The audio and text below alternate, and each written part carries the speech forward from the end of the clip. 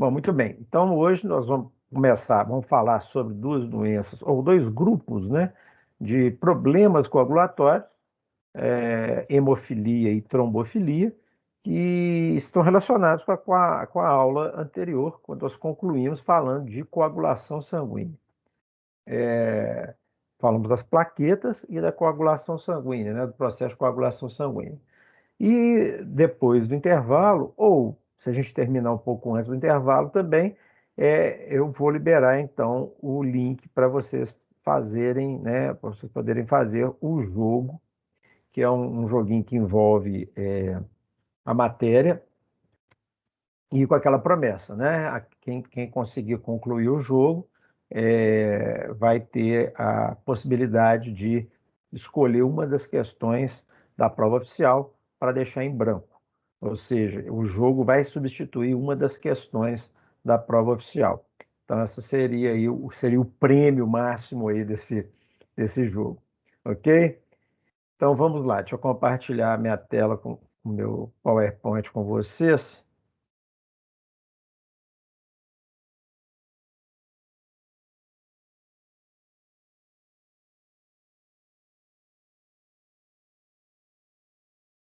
Acho que compartilhou, né?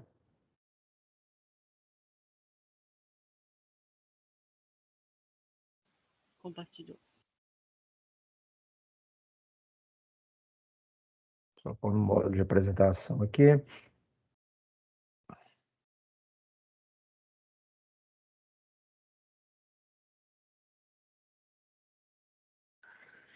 Bom, beleza. Então, hoje seria a última unidade, né? 4.3. Como eu disse para vocês, hoje nós concluímos com essa temática.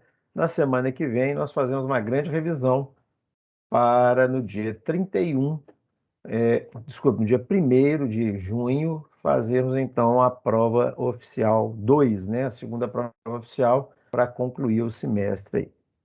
Muito bem. Então, a gente, só relembrando um pouco daquilo que a gente falou na semana passada, o que está, né, dentro dos componentes figurados do sangue, o que está mais relacionado com o processo coagulatório ou melhor dizendo, são as plaquetas. Óbvio que eu tenho também no plasma diversas proteínas que estão envolvidas no processo de coagulação. Mas os componentes figurados seriam aí as plaquetas. E como tudo que a gente viu aí, se eu tenho os processos fisiológicos, quando o fisiológico não funciona, acontece o patológico, né? Então eu vou ter problemas aí relacionados à coagulação, que pode ser do tipo ausência de coagulação, né? Dentre elas a mais importante é a hemofilia, que tem caráter hereditário, e a trombofilia, que é o contrário, quando eu tenho um excesso de coagulação sanguínea, que também pode ter fator hereditário ligado, ou pode ser simplesmente consequência de cirurgia, consequência de algum evento até posicional, né? Postural, a pessoa fica numa postura, às vezes, com a perna comprimida por muito tempo, perna dobrada por muito tempo, isso pode favorecer aí, sem andar muito tempo, pode favorecer processos tromboembólicos. Só para ilustrar, em 2019, 2018, 2019, acho que em janeiro de 2019, não, minto, foi em janeiro de 2018, eu e minha família voltando de uma viagem, onde a permanência no avião foi muito grande, ficamos 9 horas no avião.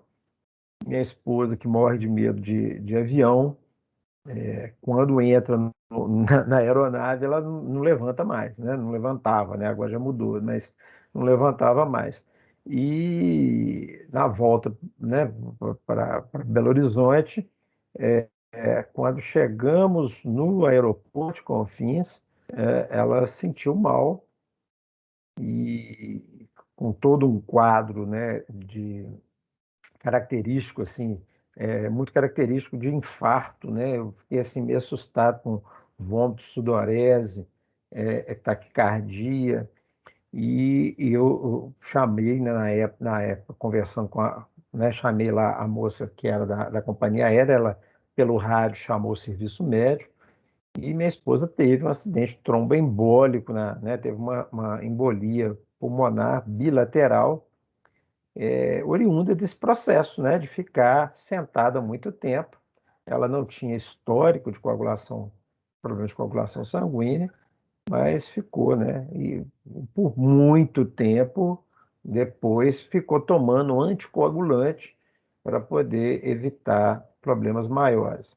E esse anticoagulante, por sua vez, acabou causando nela uma anemia, porque o fluxo menstrual aumentou demais, ela teve uma anemia muito severa. Então, quer dizer, uma coisa acabou puxando o outro. Então, praticamente o ano de 2018, nós passamos resolvendo problema sanguíneo dela, né? Então, tudo isso que a gente falou aqui, né, de anemia ferropriva, de problema coagulatório, ela acabou vivendo. Então, os componentes figurados, né, que a gente falou que são os mais envolvidos, são as plaquetas, também chamadas de trombócitos, justamente por causa dessa questão da formação do trombo, né? Trombo embólico, né? O trombo é aquele coágulo.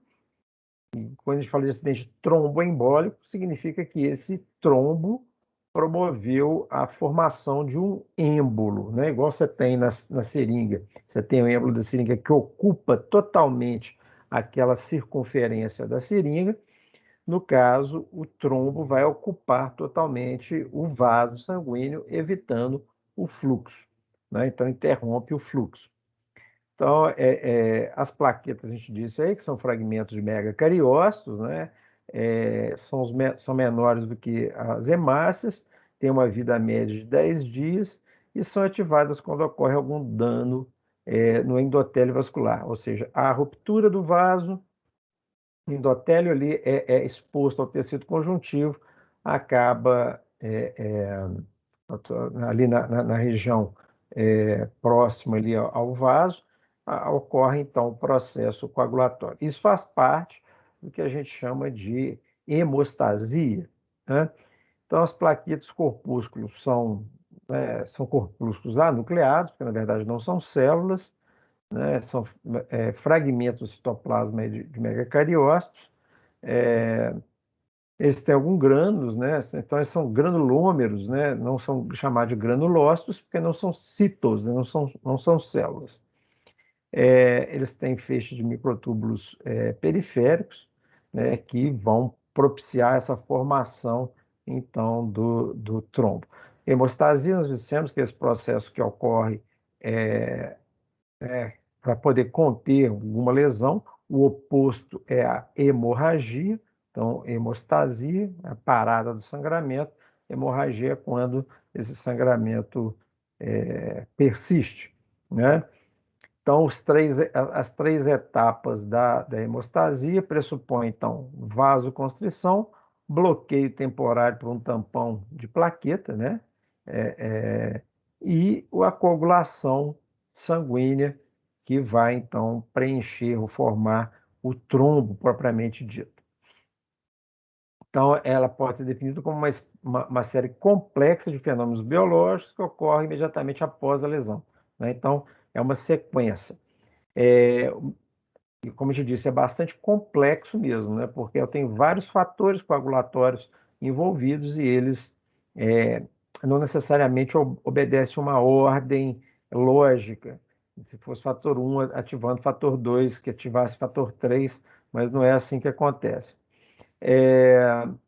Eu tenho, então, né, aqui só mostrando aquilo que a gente já falou, tem o processo do sangramento, aí eu faço um tampão de plaqueta e depois se aglutinam aqui, né, formando um trombo, né, com a formação da rede de fibrina.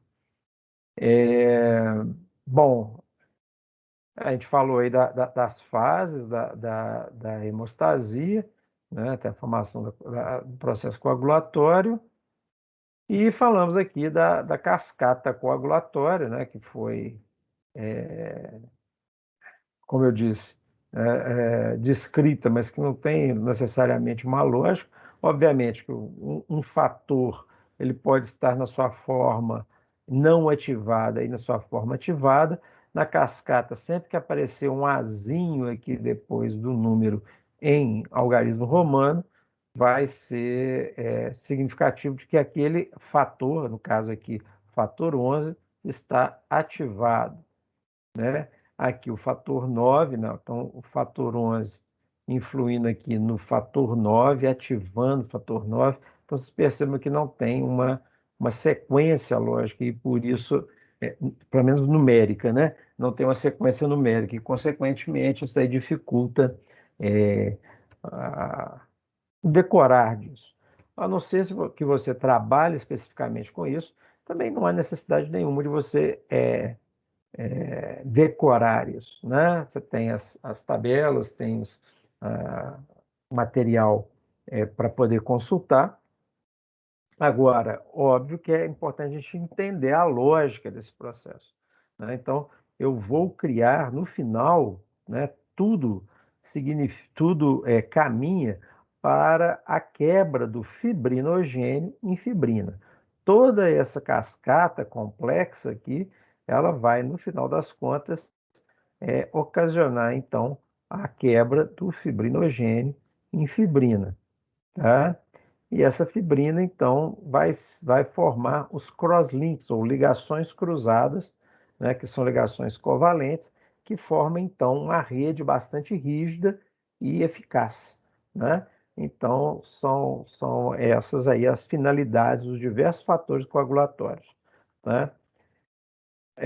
Aqui tem a listagem desses fatores, os nomes e os números, né? O fator 1, fibrinogênio. Então, ele é que é o alvo final, né? Então, ele é que vai ser atingido aqui, quebrado, para dar origem à fibrina. E, como vocês estão vendo, a maior parte deles tem origem no fígado, né? Então, o fígado é um dos órgãos mais importantes quando a gente fala de processo coagulatório. Isso explica muito, né? Eu acho que a Maíra, que é enfermeira, não é isso, Maíra? Você fez enfermagem, não foi isso? Fiz sim. Pois é. Não sei se você já teve a oportunidade de acompanhar algum paciente com hemorragia digestiva decorrente de cirrose hepática, por exemplo. Teve, não? Não, não, professor. É. Então, é um quadro normalmente irreversível, né, na cirrose hepática, a não ser que vai fazer um transplante, e é muito difícil encontrar órgão para transplante em indivíduo alcoolista, né, principalmente nos alcoolistas. Então, é complicado. Então, a pessoa não produz uma série desses processos coagulatórios e qualquer hemorragia que acontecer né, vai persistir. Ou seja, não haverá hemostasia, mas só hemorragia, né? E, consequentemente, a tendência dessas pessoas né, ter um encurtamento da vida aí por conta desse processo, tá? Mas são os diversos fatores, então, e cada um deles envolvido aí, ou né, de origem, né, em outros locais também. Eu tenho aqui fator 3, que é um fator tecidual, que vai estimular aquela agregação plaquetária, o íon cálcio, né, que é o fator 4, que é fundamental em praticamente todas as etapas do processo coagulatório, e assim por diante. Fora isso, aqui tem outro do endotélio, que é o fator anti-hemofílico. Quando a gente fala, então, de hemofilia, e vai ser nosso assunto hoje, a gente já pode pressupor que esse fator 8 seja um daqueles que vai faltar no hemofílico. Alice, Consequentemente. Oi, pode fazer uma pergunta falando sobre claro. fatores de coagulação? Sim. É, no caso, as pessoas que precisam tomar medicamentos justamente para anticoagulantes, Uhum. e elas têm esses fatores aí, é porque eles ficam, tem alguma reação, alguma coisa que está atrapalhando? Exato, você pode ter, sentido. você tem, em alguns casos, pessoas que têm uma ativação mais fácil de alguns fatores, digamos assim, né? Eu tenho, alguns fatores são ativados de maneira espontânea dentro dessa cascata coagulatória e, consequentemente, vai ocorrer o contrário da hemofilia, né? Que é a trombofilia, ou seja, a formação de trombos. Tem pessoas que têm tendência a não coagular, que são os hemofílicos, e a trombofilia é o processo contrário, ou seja, né, eu vou ter um excesso de coagulação sanguínea. E você tem vários, né? Eu até depois eu vou disponibilizar para vocês também o projeto Diretrizes. O que eu tenho mais recente que eu encontrei foi de 2013. Quer dizer, já está quase fazendo, tem 18 anos já. 18 anos não, tem 8 anos já. Mas esse projeto Diretrizes, tratando justamente de anticoagulantes, né, nas diversas aplicabilidades dele, porque hoje você tem uma infinidade de anticoagulantes. Por exemplo, o ácido acetilsalicílico é um, né?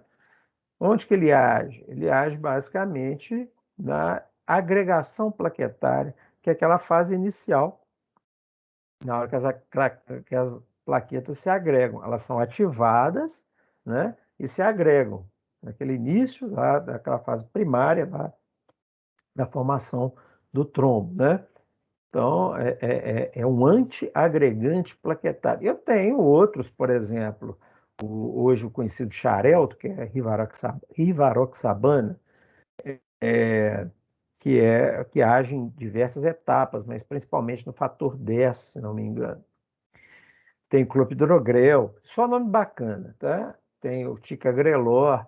Então, são Somalgin vários. também entra, né? Como? Somalgin? Somalgin, na verdade, é o ácido acetilsalicílico tamponado, né? Ah, é? É, é o ácido acetilsalicílico tamponado, o que eu acho uma grande besteira, né? Só para poder agregar preço aí mesmo. Em valor porque é agregar preço.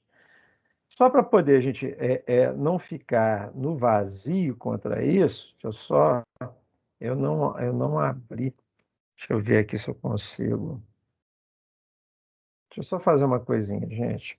Só um segundo aqui para poder a gente aproveitar essa curiosidade aí da Bruna, para a gente dar uma explicação. Eu vou interromper minha divisão de tela um segundinho aqui, só para poder abrir aquela minha prancheta de desenho.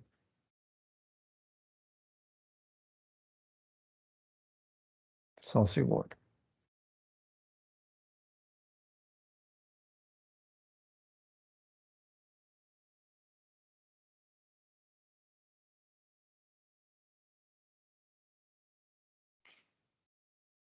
Estou abrindo até outra agora que eu.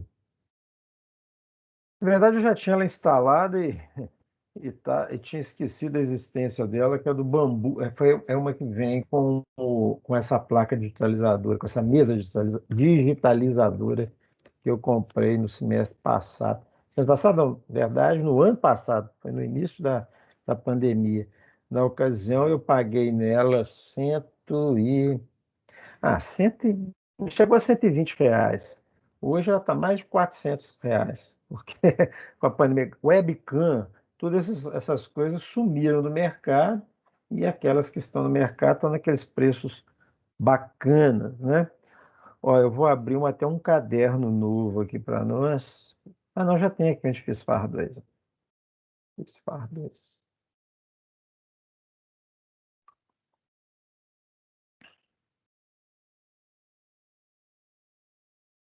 Um segundo aqui.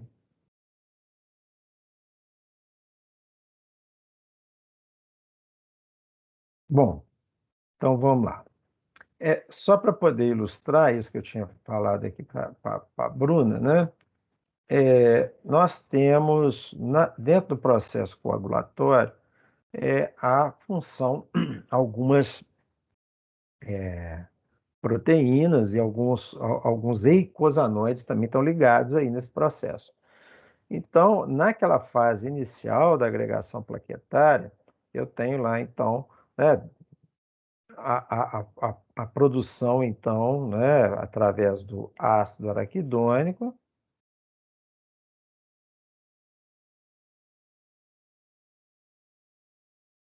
O ácido araquidônico, que é um ácido graxo presente na membrana das células, né, ele é quebrado, então, por ação de uma enzima, né, produzido aqui, né, através de uma enzima. Desculpe, deixa eu colocar aqui. Então, está no fosfolípide de membrana, aqui, ó, fosfolípides.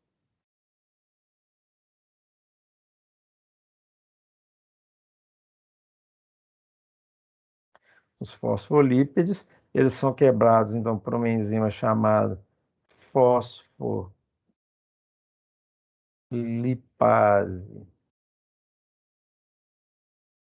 A2.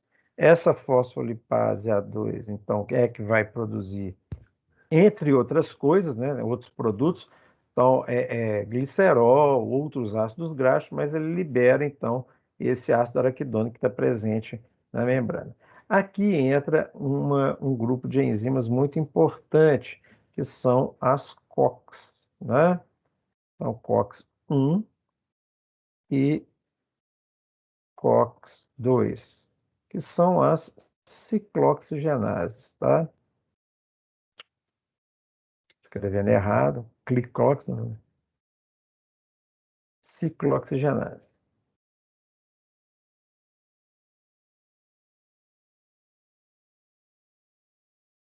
Tá? 1 e 2. Eu tenho uma 3 também, essa está relacionada mais com o sistema nervoso, tá?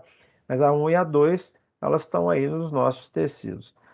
Elas, basicamente, todas duas produzem, né, os chamados eicosanoides, que são, né, as prostaglandinas,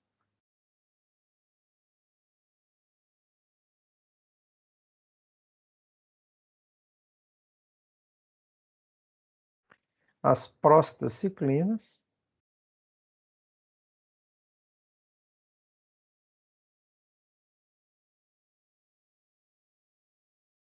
e as tromboxanas.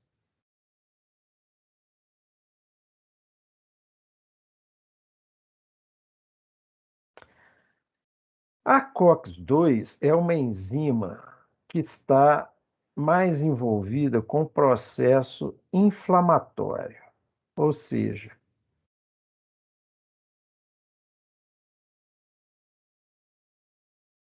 quando eu tenho um processo inflamatório, ela é acionada, ela é mais ativada. Entretanto, eu tenho aqui a COX-1. A COX-1 não, a COX-1 ela é mais, como é que a gente vai dizer, é fisiológica. Na verdade, o termo correto é constitutivo.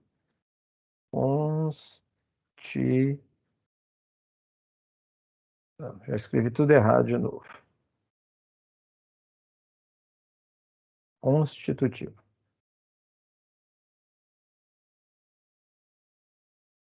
Vou colocar aqui em parênteses fisiológica, para poder vocês saberem que ela cuida de, vamos dizer assim, fisiológica, que ela cuida de processos normais do nosso dia a dia, né? Então, essas prostaglandinas, elas, por exemplo, elas atuam, né? Então, constitutivas aonde, né? Elas atuam aqui no estômago, por exemplo, né? Estimulando a liberação de muco protetor, né? As prostaciclinas também, no processo de manutenção de pressão de arteríola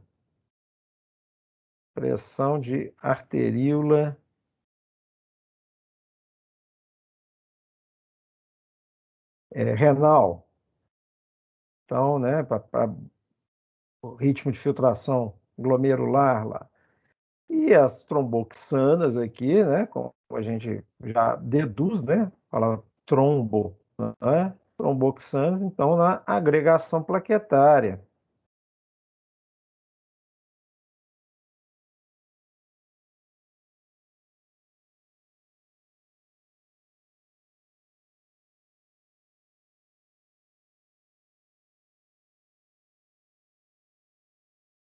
Aqui está envolvida, né, fisiologicamente no processo, né, hemostático, hemostasia.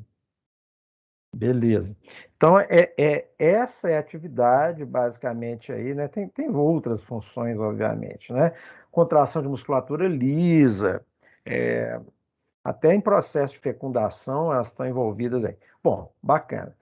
Só que, às vezes, as pessoas, né, a pessoa tem uma tendência maior de processo coagulatório. A tromboxana, como a gente falou aí, elas ativam, né? Elas ativam as plaquetas, ativam os trombócitos.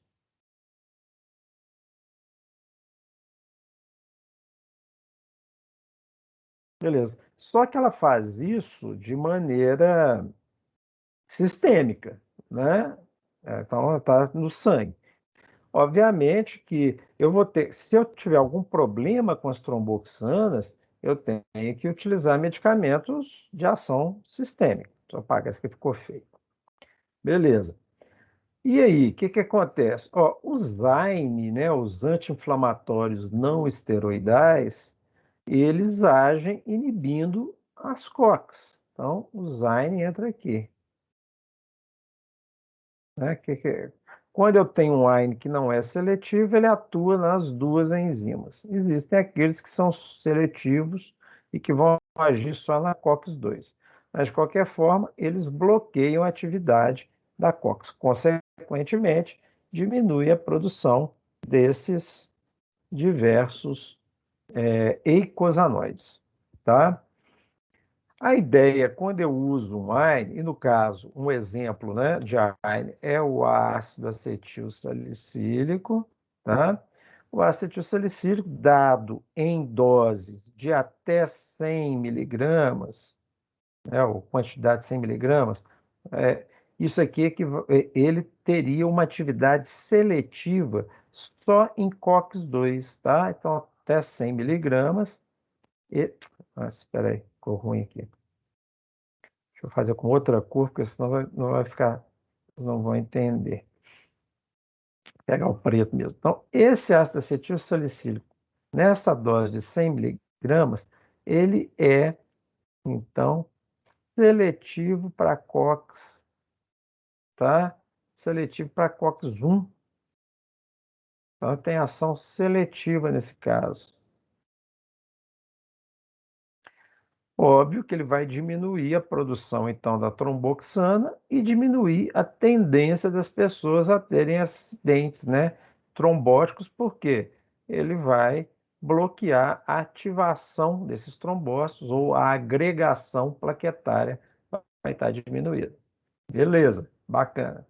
Entretanto, o pacote é completo. Eu não consigo inibir a produção de tromboxana sem inibir também as anteriores. Ó, e como eu disse, as prostaglandinas têm um papel fundamental lá no estômago na produção de mucoprotetor, então deixa de produzir. Tá, beleza. Quando o estômago, então, produz o ácido clorídrico, né? Então tem lá no estômago o ácido clorídrico está sendo produzido. Ele, ao entrar em contato com a mucosa gástrica,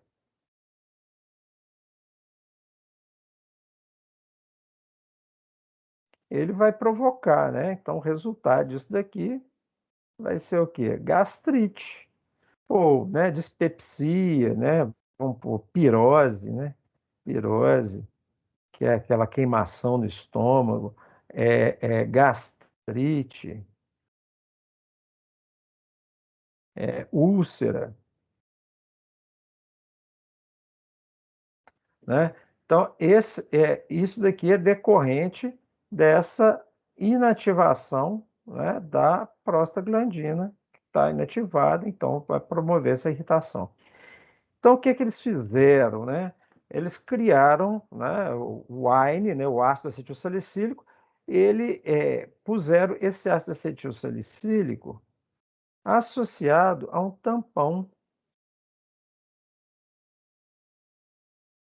Para quê? Para diminuir a atividade do HCl, né? Ou seja, eles vão tamponar, né? Esse tampão aqui, ó, teria essa função de diminuir a acidez estomacal e provocar uma irritação menor, né, no estômago.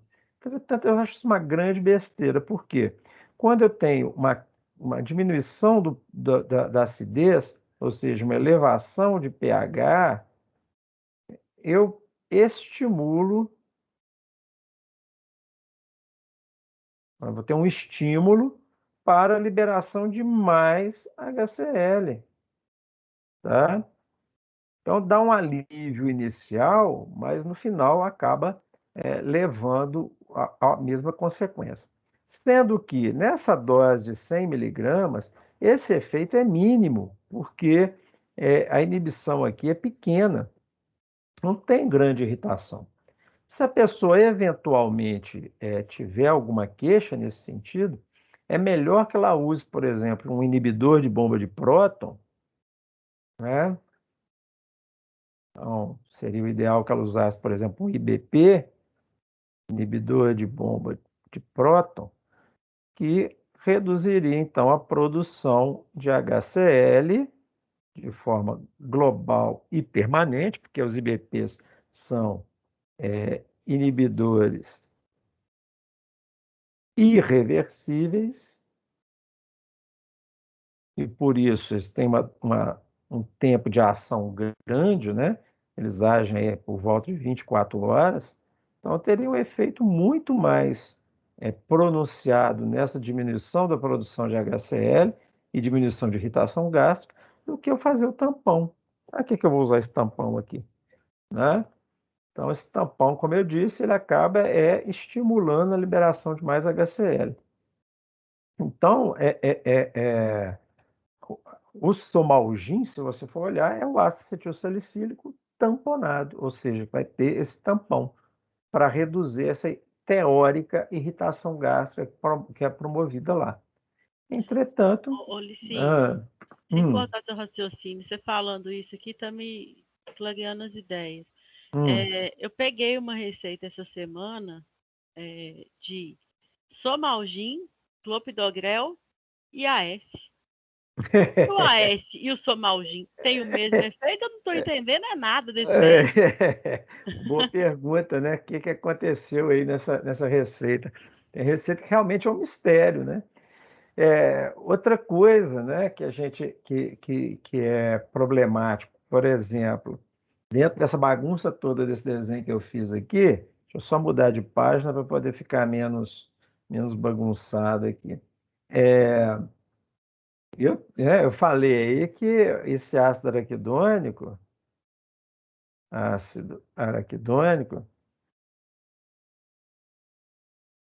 ele vai produzir, então, né, pela via das COX, né, as prostaglandinas, prosta, prostaglandinas, as prostaciclinas e as tromboxanas. Mas ela tem uma outra enzima que pode atuar nela também, que é a lipoxigenase, que produz leucotriena. Leucotriena está envolvido em processo inflamatório vias aéreas, né? Nas vias aéreas de forma geral, principalmente nas vias aéreas superiores. Não, vias aéreas de forma geral. Ele promove, por exemplo, broncoconstrição.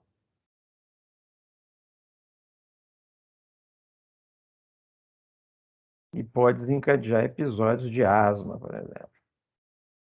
E aí você vê um indivíduo prescrevendo lá, prescreve, por exemplo, salbutamol e ibuprofeno.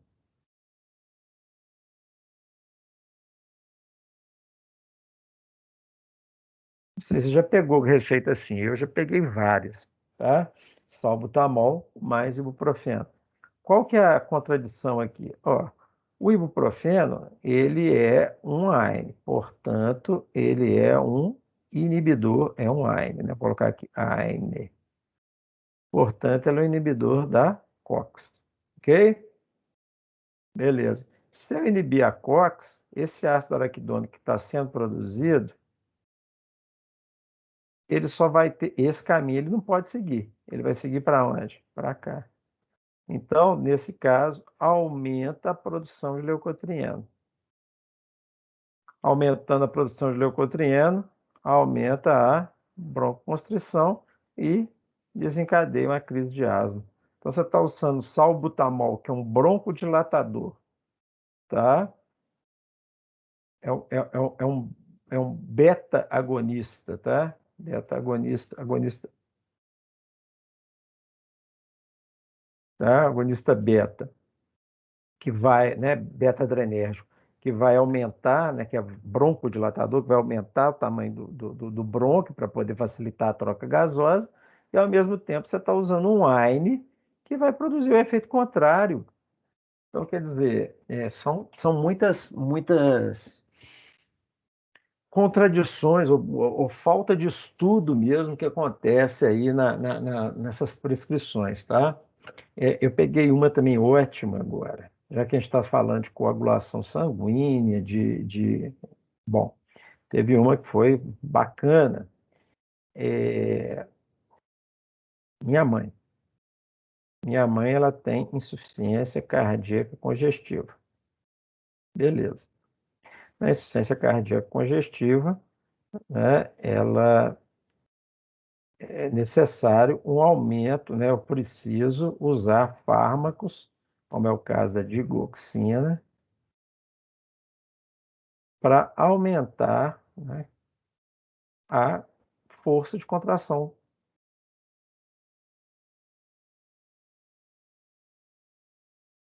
do coração, né, do miocárdio.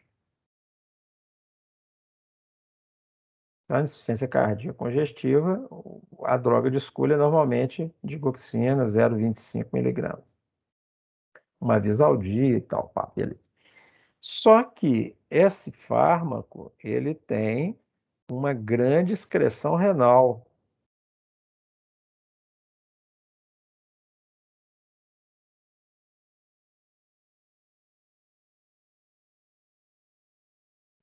Bom, aqui a gente já pode entender que há uma contraindicação grave nele, né? Que é o indivíduo que tem insuficiência renal.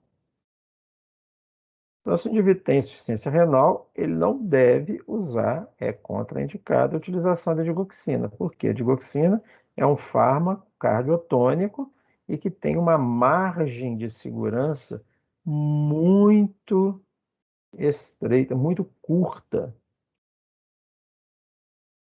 Essa margem de segurança é muito curta. Então, a toxicidade dela é muito alta. Se eu tenho um problema de eliminação desse fármaco, né, porque a pessoa tem uma insuficiência renal, a tendência desse fármaco é acumular no organismo, portanto, grande chance de intoxicação digitálica. É um problema sério.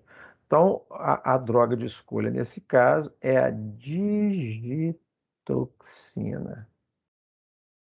que é uma parente dessa de cá, só que só tem excreção, né, no caso, ela tem a excreção dela hepática.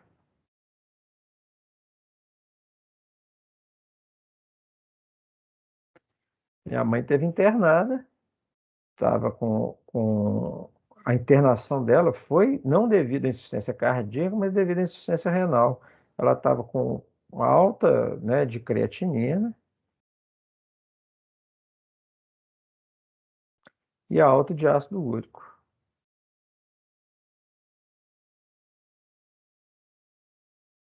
tá? Então, essa daqui está insuficiência renal. E só que ela tinha também insuficiência cardíaca e prescreveram para ela digoxina. Aí o chato aqui vai lá falar, né? Aí o chato foi lá e falou assim, não, gente, olha só, né? Da aula de farmacologia. A médica muito boa, novinha, mas muito boa. Né? Ela conseguiu dar uma ajeitada assim, nesses parâmetros da minha mãe, muito boa. Mas E outra, né? Quando eu falo que é boa, porque é também aberta a sugestões. Então, ela usou, né?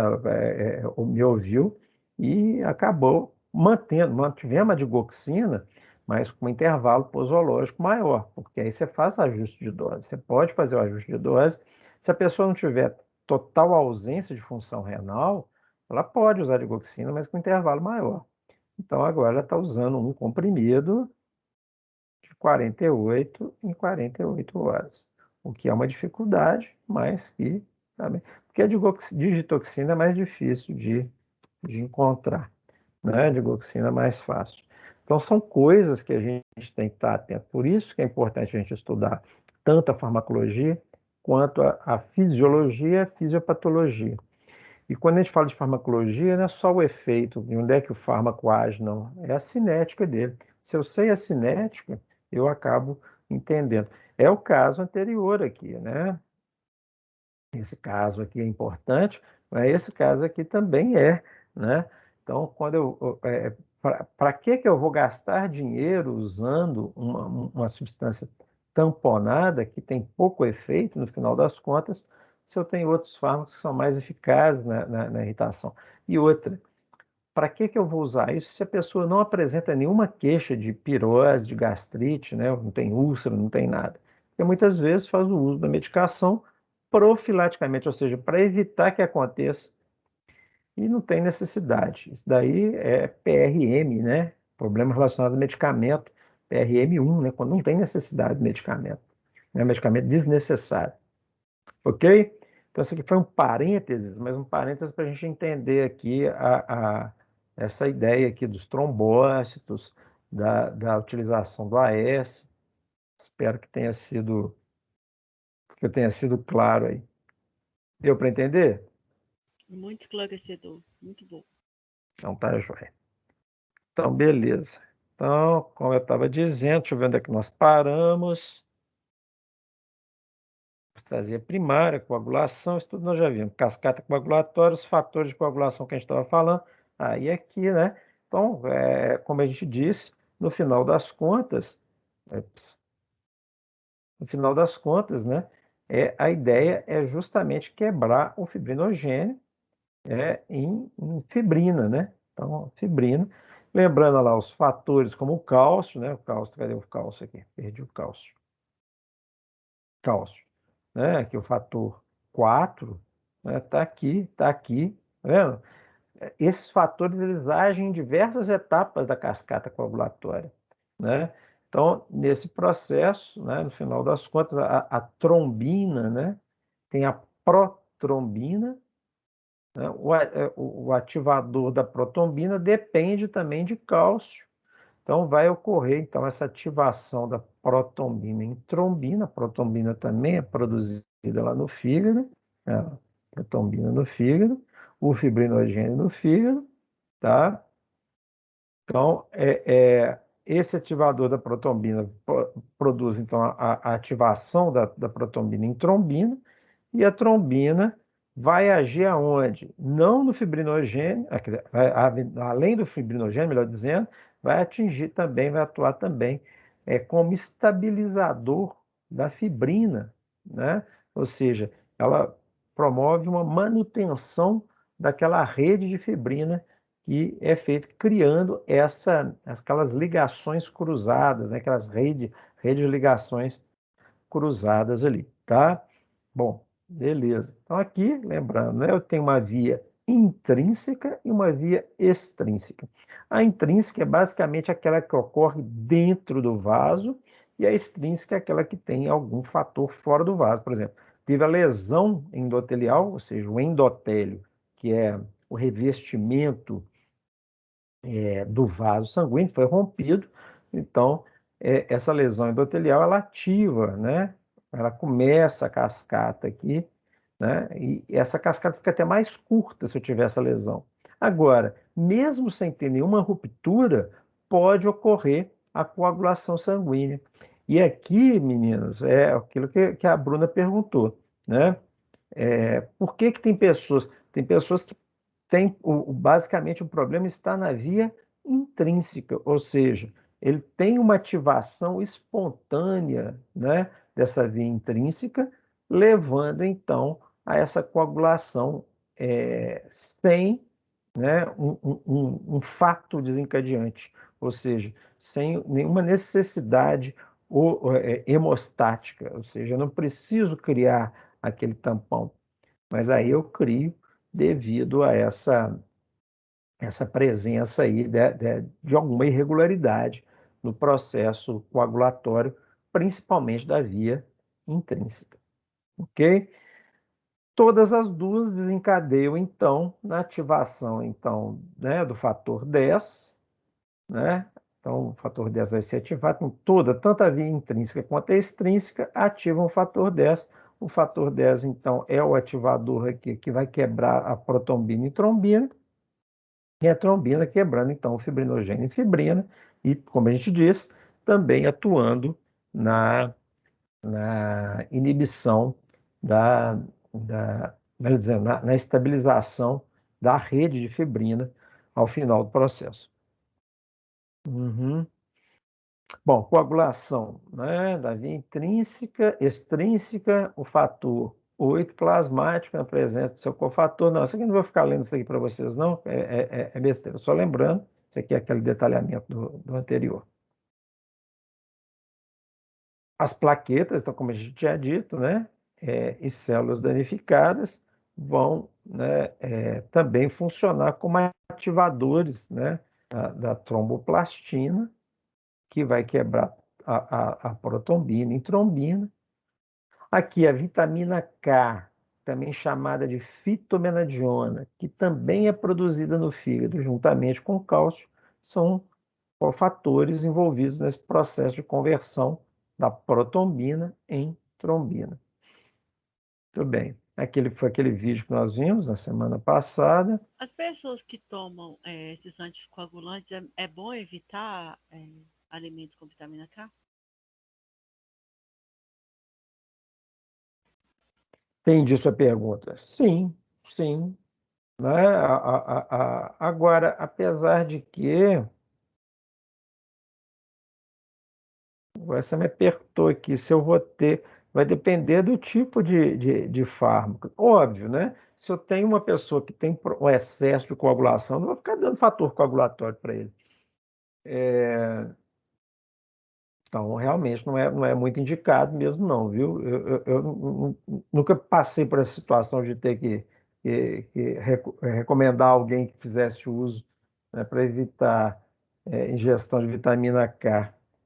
Mas a vitamina K ela é produzida no próprio fígado, né? Então, não sei se tem alguma influência aí da alimentação.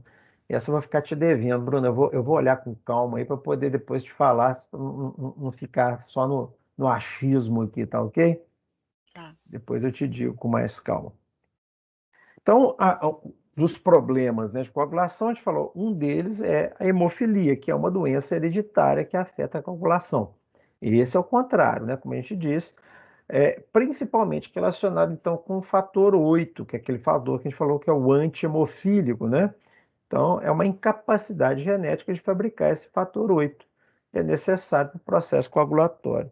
Então, o indivíduo pode apresentar sangramento prolongado e hemorragia interna, principalmente nas articulações.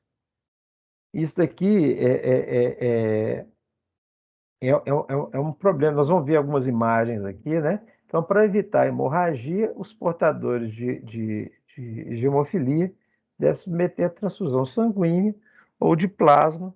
Para quê? Porque no plasma é que eu carrego esses fatores. Ele não tem deficiência de quantidade de plaqueta. Eles têm deficiência de fator 8, né? Que está envolvido aí no processo coagulatório ou ainda tomando injeção concentrada de fatores de coagulação. Então, hemofilia. Então, as hemofilias são coagulopatias. Na verdade, o mais correto é falar no plural, tá? Porque tem vários tipos diferentes. A dificuldade de formação de fibrina. Pode haver hemofilia A ou B.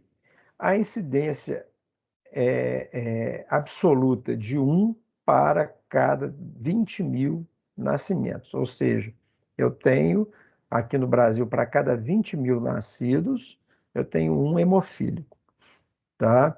Óbvio que há famílias onde esse número corresponde à verdade, né? A maior parte, né, principalmente do sexo masculino, já que ela é ligada ao cromossoma X, né? Vai ser, né, os homens vão ser praticamente todos eles, maior chance de serem eles hemofílicos. Doença hemorrágica recessiva ligada ao cromossoma X. O sexo masculino é o que vai apresentar as principais manifestações clínicas. Já que é recessivo, na mulher eu precisaria de 2X, né, com o gene defeituoso, que não produziria o fator 8, e no homem não. No homem basta um, porque, né, o homem é XY, então não precisa do par, né, aqui. Não tem como ter o par aqui que possa ser normal, né, e não alterado. No sexo feminino, portadoras de um gene mutante geralmente são assintomáticas. Em compensação, elas, para os filhos, elas, né, vão transmitir sempre, né, esse gene mutante. Se elas forem se elas são heterozigotas, né, a chance, então, é de 50% nos seus filhos. 30% dos casos não há história familiar da doença. Nesses casos, 80% das mães são portadoras do alelo mutante. Então, tem um alelo mutante, mas não tem manifestação porque o outro cromossomo é normal, então nas mulheres não tem problema. Nasce o homem, é que aí vem a maior chance. O gene anormal é o XQ28. Então, a formação deficiente de trombina a partir do fator 9A em virtude, 10A, em virtude das deficiências do fator 8 ou 9, tá? Da via intrínseca da coagulação. Tá? Então, esse gene vai codificar esses fatores, principalmente o fator 8, impedindo, então, a ativação do fator 10. Tá? Beleza. Então, o gene da hemofilia A, né, ele tem lá 180 quilos, né, de ligações e 26 exons, que são aqueles tem os introns e os exons, né, que são aquelas partes do gene que vão codificar, umas são, vamos dizer, mudas, né, e a outra que realmente codifica o gene. Então, as formas severas, né, tem forma severa e forma moderada. Então, eu tenho mutações pontuais, substituição de nucleotídeos, às vezes um nucleotídeo alterando, o que vai codificar um aminoácido diferente, inserções e deleções de nucleotídeos. Então, aparecendo um nucleotídeo a mais ou ausência de um nucleotídeo, o que, né, que pode configurar diversas intensidades nessa mutação. Ok? Então, formas severas. Então, grandes desarranjos de DNA, né? Então, o DNA tem muito problema, deleção, inserção, translocação, né? Inversão de sequência de introns, né? Do intron 22. 40% dos casos da hemofilia A grave estão relacionadas, então, com essa inversão da sequência desse intron, que é a parte que realmente codifica o fator, né? No caso, o fator 8. Então, aqui é o heredograma mostrando aí o padrão de herança da hemofilia A. Então, mulher, o homem hemofílico, né? Ele vai dar origem, então, a filhas portadoras sãs, né? A mulher normal e o homem hemofílico, mulheres portadoras sãs, mas heterozigotas, né? E nos homens, né, eles estão normais. Uma dessas filhas, na segunda geração, ela mesmo casando com um homem normal, ela pode, né, transferir para outra filha esse gene e ela também ser uma portadora sã. E para os homens, entretanto, né, a chance é de que apareça a doença, né? 50%, porque, né, ela pode doar o gene defeituoso, né, ou, como eu dizendo, o cromossoma defeituoso ou o cromossoma sadio, e então, quer dizer, de cada 4, né, filhos, tem 25% de chance, então, de ter um filho hemofílico nesse caso. Então, quer dizer, na verdade, quem vai determinar a hemofilia é a mulher, nesse caso. No caso do casamento, então, né, do cruzamento entre mulher portadora sã e homem hemofílico, aí não, né? Aí eu vou ter também mulheres com chance de desenvolver hemofilia. Então é mais difícil, mas não é impossível de acontecer. Então, os níveis de fator 8 em mulheres portadoras podem variar, né? Então, aquela que tem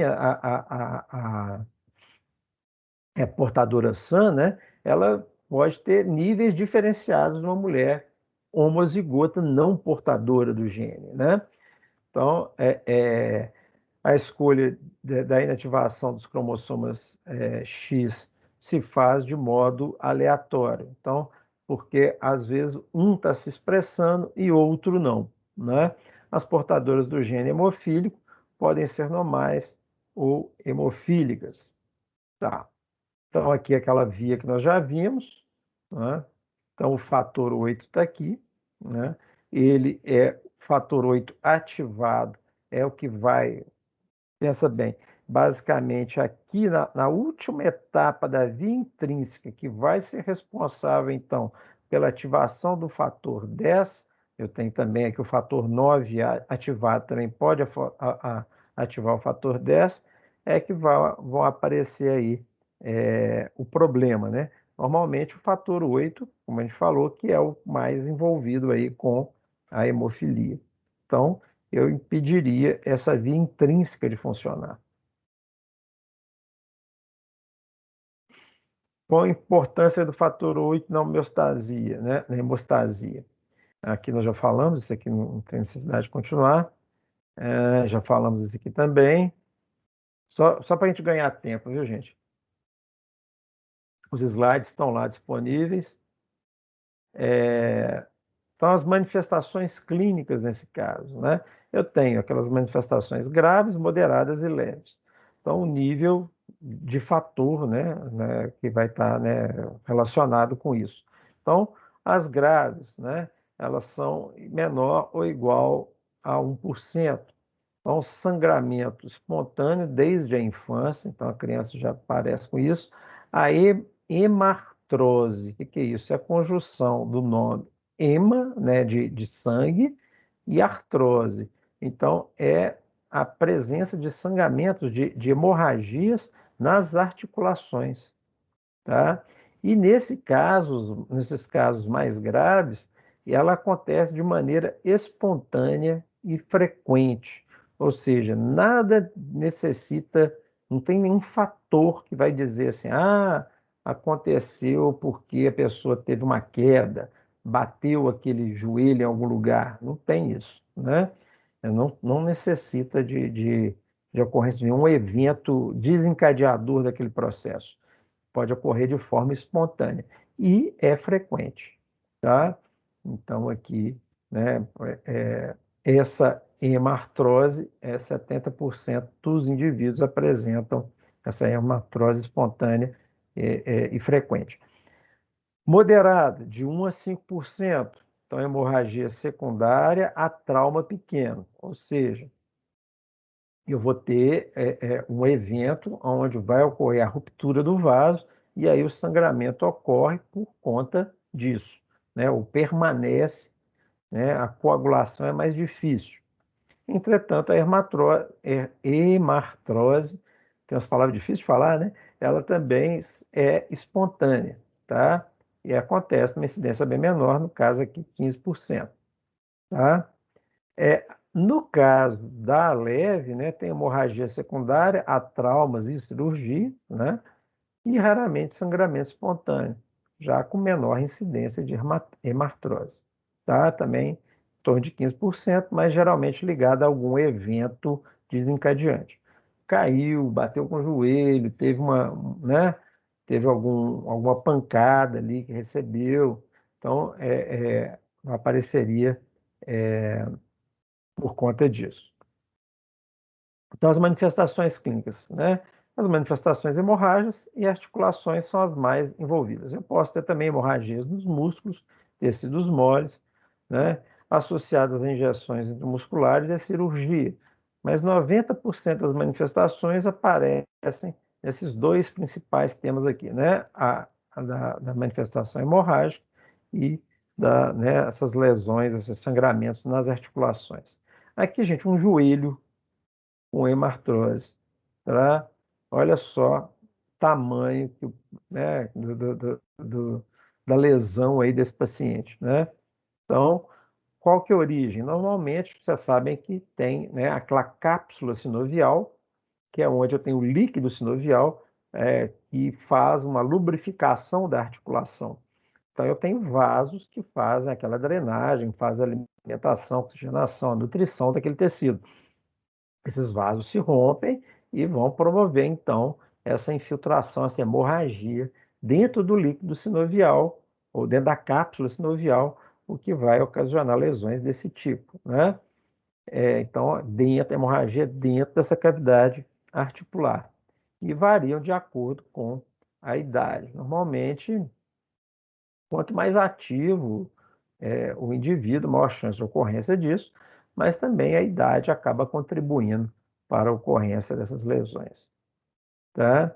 Então, aqui mostrando também aqui, né, a cápsula sinovial, que é ela que envolve a articulação, né, e vai ocorrer, então, a lesão, né, de algum vaso que alimenta ou que nutre essa região e o que vai ocasionar, então, os locais mais frequentes de ocorrência são essas articulações maiores, né? Ombro, cotovelo, o punho, né? A questão da coxa femoral, né? O joelho, tornozelo e as articulações dos dedos do pé, né? Dos artelhos aqui do pé. Então, são geralmente os locais onde vão aparecer com maior frequência. Então, a gente já falou, manifestações aí, artrose, sinais flogísticos aparecem, né, aqueles sinais relacionados ao processo inflamatório, como dor, rubor, calor, edema, e também a perda de função. Outra coisa que pode acontecer, impotência funcional, ou seja, perda de função, posição antálgica do membro afetado, né? Então, essa como é que a gente vou dizer isso? Vou explicar. Algia é dor, né? Antálgica é aquela poder evitar, né, para poder ficar na posição aonde favoreça o não aparecimento da dor, né? E esse aumento, né, evitando aí a flexão daquele membro afetado para diminuir a pressão, tentando evitar a pressão intraarticular. Outra manifestação, né, na região intramuscular. Então, lesões que podem acontecer. Pode ser a segunda causa mais comum de hemorragia, né? E podem aumentar progressivamente, causando compressão de estruturas vitais, inclusive, porque essa hemorragia acaba produzindo um edema na região também. Hematomas musculares, né? Então, os músculos da porção anterior do braço, músculos da iliopsoas, dos gêmeos e do quadríceps. Então, são as regiões que a gente já tinha mostrado anteriormente. Manifestação clínica e hematúria, pode haver também perda de sangue na urina, sangramento do trato gastrointestinal, sangramento intracraniano, cefaleia, vômito, letargia, né, e aumento de pressão intracraniana também, nesse caso. Muitas vezes esses sinais são muitos deles relacionados a esse aumento de pressão. Tá? Então, esses casos, obviamente, são mais complicados.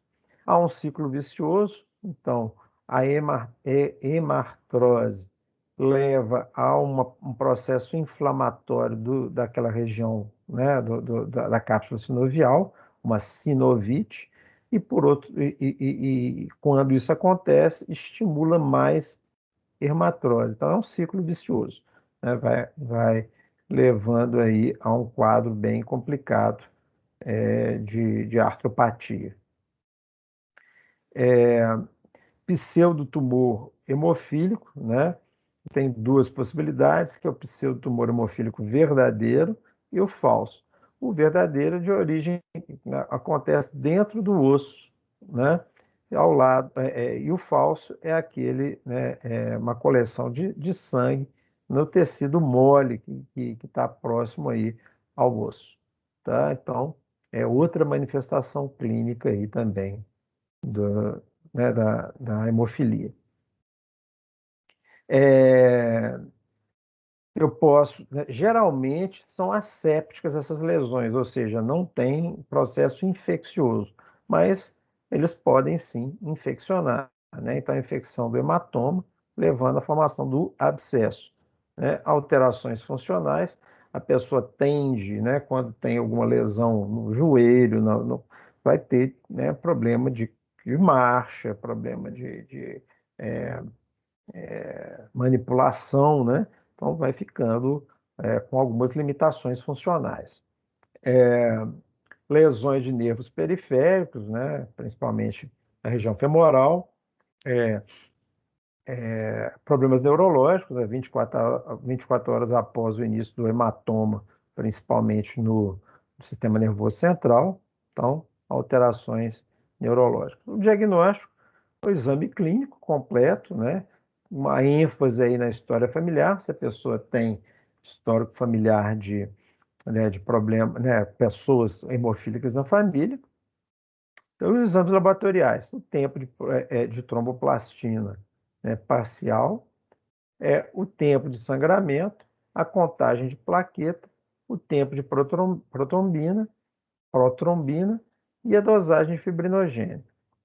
Então, obviamente que esses aqui vão estar aumentados, uma vez, né, o tempo de sangramento e o tempo de protrombina, porque eu não tenho o fator, a tromboplastina ativada, né? Então, a ausência dessa tromboplastina ativada. Dosagem de fibrinogênio deve estar normal e a contagem de plaquetas também. Ou seja, as pessoas que têm hemofilia, elas não têm problema na quantidade, né, na concentração de fibrinogênio circulante, nem na contagem de plaquetas. Mas eu tenho que fazer esses exames de forma diferencial, ou seja, para descartar, por exemplo, algum problema na síntese, uma plaquetopenia, né? Uma ausência de plaqueta, ou trombocitopenia também que posso chamar, e a ausência do fibrinogênio. Outros exames, né, para poder verificar se tem alguma anemia, se tem neutrofilia, confirmação diagnóstica, né, dosagem dos fatores 8 e 9, o tratamento, né, então, utilização e tratamento geralmente é complexo e caro, complexo porque envolve não só medicamentos, mas uma pessoa hemofílica normalmente tem toma muita transfusão de sangue, né? O caso dos hemofílicos é um problema, principalmente devido a infecções que eles acabam adquirindo. Na época do advento da AIDS, né, eles foram um grupo dos principais atingidos aí pela AIDS através de transfusão sanguínea. O próprio o Betinho, né? O Betinho, que é aquele sociólogo do Fome Zero, irmão do Enfio, que era o cartunista, a família toda era hemofílica, os homens da família eram hemofílicos. A mãe dele, Dona Maria do Carmo, eu conheci, né? Eu morava aqui perto de casa. Então, a pessoa daqui de Belo Horizonte, né? Mineiro, né? Não sei se são de Belo Horizonte, não, mas são mineiros. E o Betinho morreu de AIDS, ele contraiu AIDS em transfusão sanguínea, né? Então, são complexos, são caros, né? Geralmente envolvem vários profissionais, né? E tem que ter gente capacitada e muitas vezes envolvem também terapêutica de reposição. Então, a escolha depende da gravidade, né, da hemofilia, da sintomatologia. Eu tenho que tentar fazer essa manutenção da hemostasia, através do fator 8. Então, sangramentos leves, 25% a 30%, cirurgias de grande porte, 80%. Né? Então, essa é a manutenção aí para tentar ter esse fator 8 nessas duas situações.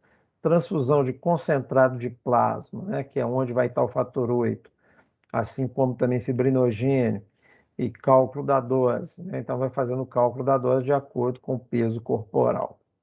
A utilização da desmopressina, né, o DDAVP, que que gera um aumento do fator 8, né, que estimula aí o fator 8, então eleva de 2 a 3 vezes esse fator 8.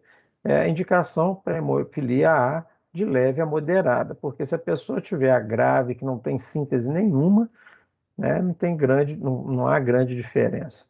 E as dosagens aí vão, né, geralmente de 0,2 microgramas por quilo, infusão de 15 a 30 minutos aí do DDAVP. Agentes antifibrinolíticos, lembram que a fibrina, depois de que há a coagulação, né, há a ativação de fatores para quebrar a fibrina. Então, eu estou fazendo o contrário agora, para evitar que o coágulo formado se desfaça muito rapidamente, né? Então, utilização de fármacos com essa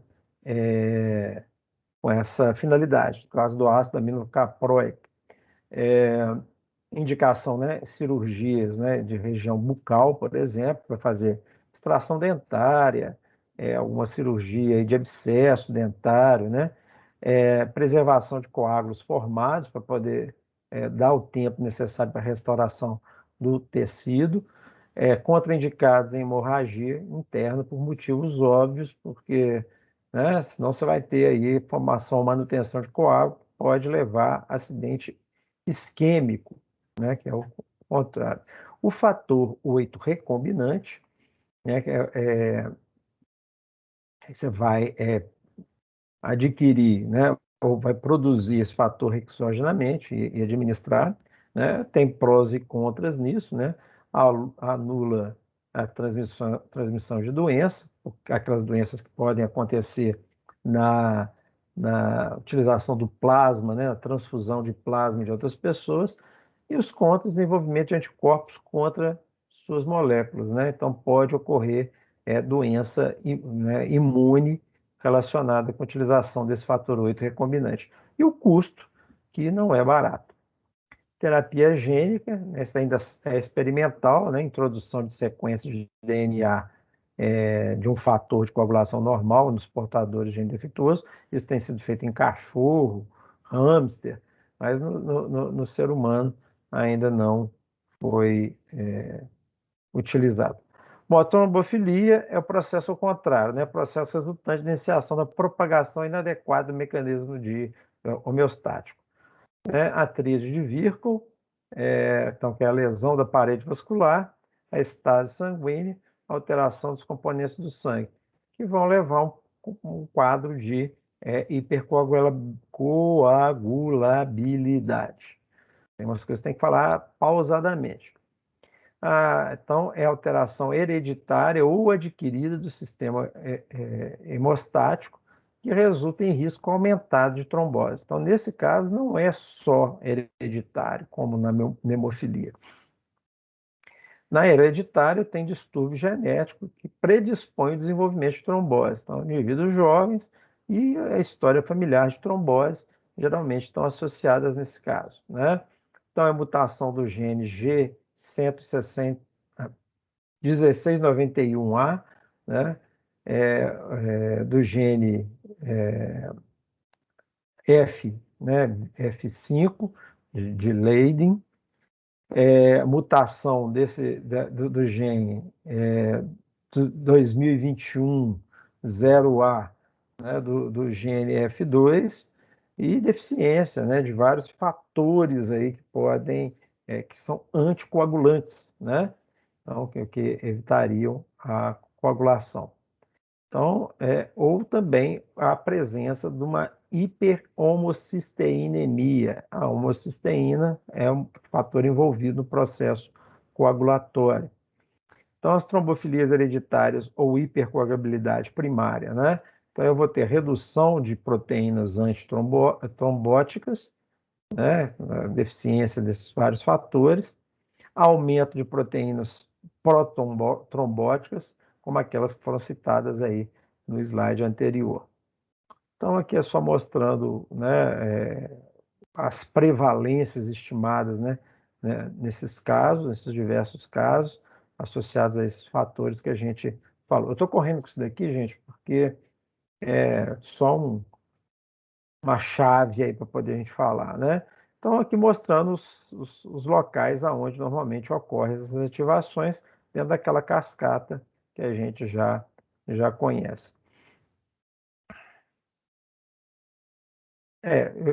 Basicamente isso. A prevalência em portadores dessa mutação, né, no Brasil, então os caucasianos, ou seja, os brancos, né, e os indígenas têm a maior, né, tem uma incidência bem maior aí do que no restante da população de africanos e asiáticos. E aqui outras mutações. Bom, eu não vou entrar em detalhe aqui, porque não vai, mesmo porque não vai haver tempo da gente detalhar isso tudo aqui hoje, tá? Então, as trombofilias adquiridas, né? Então, como que acontece?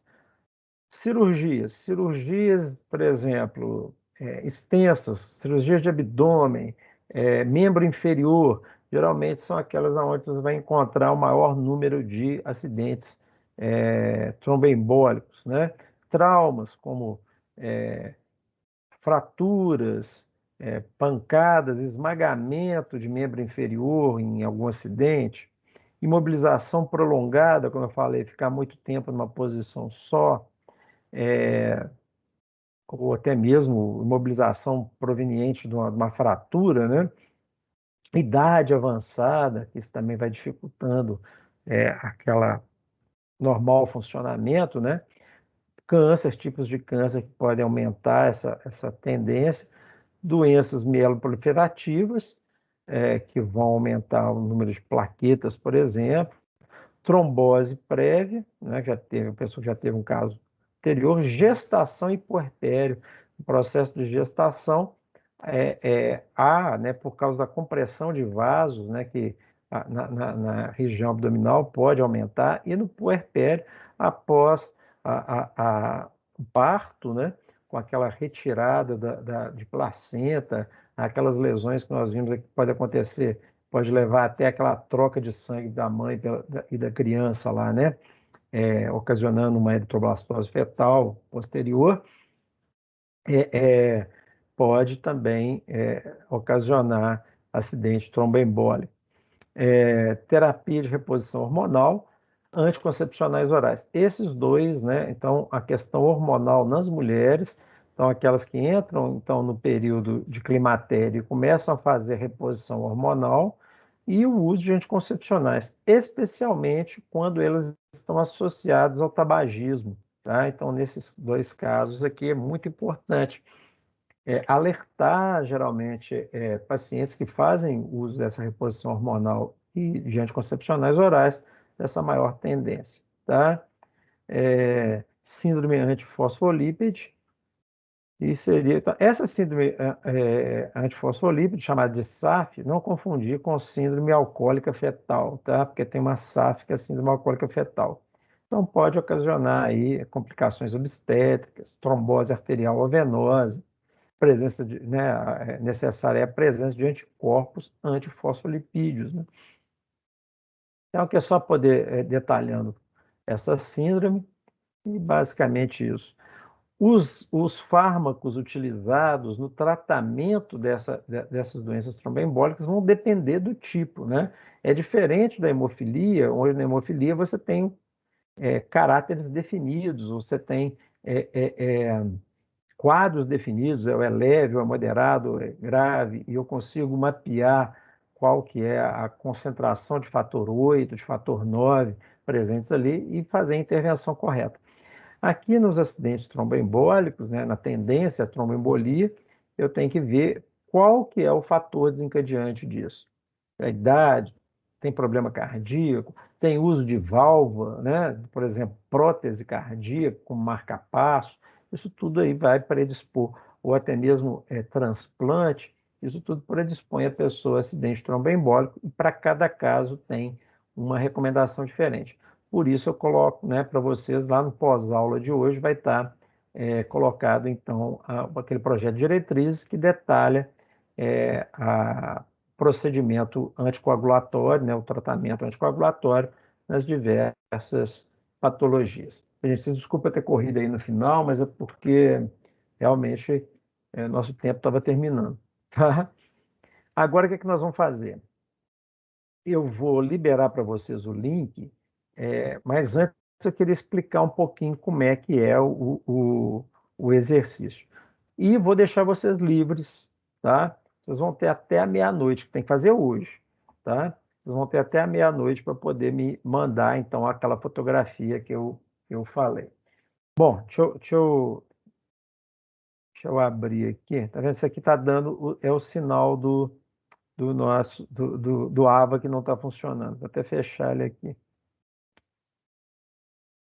Então, é isso aqui. Peraí, deixa eu colocar aqui para poder a gente visualizar, só para mostrar para vocês. E aí eu vou colocar o link lá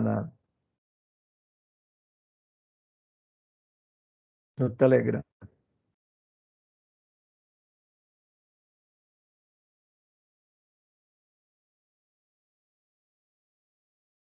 Então, vocês vão ver, isso aqui você só pode colocar em tela cheia. Deixa eu colocar o modo de visualização aqui.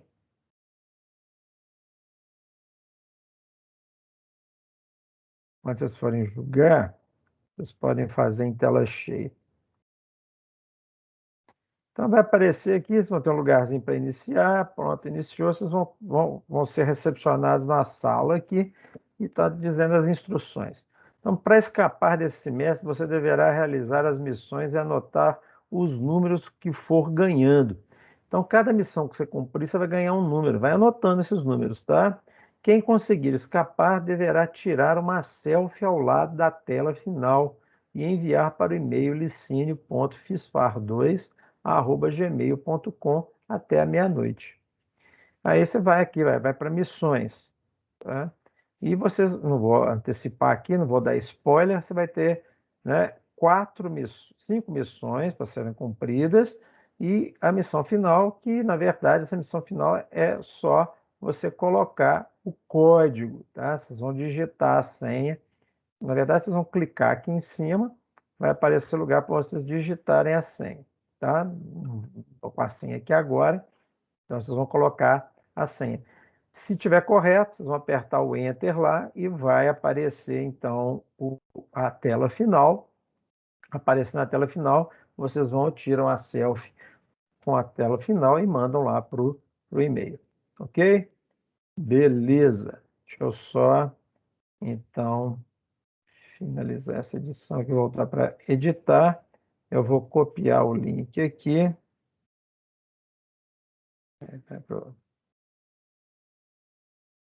E vou colocar lá no Telegram.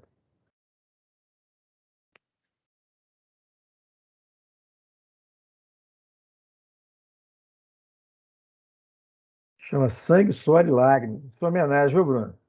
O negócio esse mês está nessa base, não tá? Nesse nível.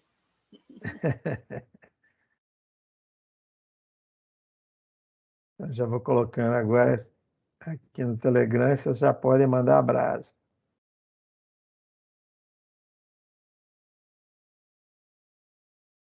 Um tanto de coisa que está aberta no computador fica até lento.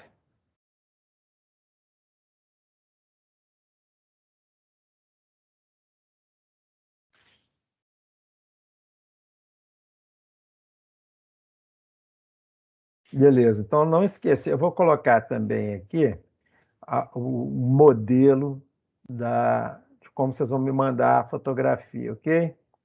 Que aí fica mais fácil vocês entenderem como é que tem que ser.